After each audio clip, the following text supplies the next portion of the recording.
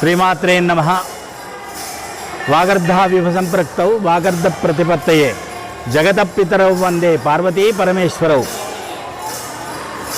మరి నర్సాపూర్లోని స్థానిక శ్రీ రాజేశ్వర స్వామి దేవాలయం లోపల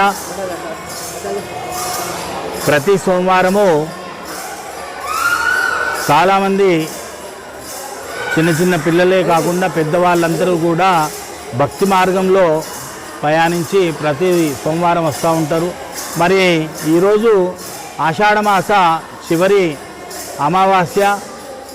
ఈ అమావాస్య అనేది చాలా పవిత్రమైనటువంటి అమావాస్య. ఆదివారంతో కూడుకున్నటువంటిది. పుష్యమి నక్షత్రంతో కూడినటువంటి ఈ అమావాస్యను చాలా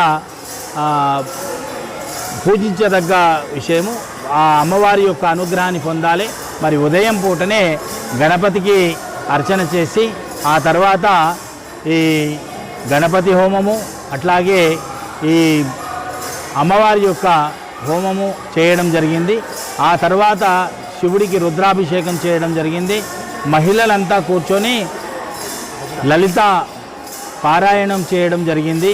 ఆ తర్వాత మరి అన్నపూర్ణాదేవి అనుగ్రహంతో విజయలక్ష్మి ట్రేడర్స్ వ్యాపారస్తులు వాళ్ళంతా అన్నదానం చేసుకుంటూ ఉన్నారు.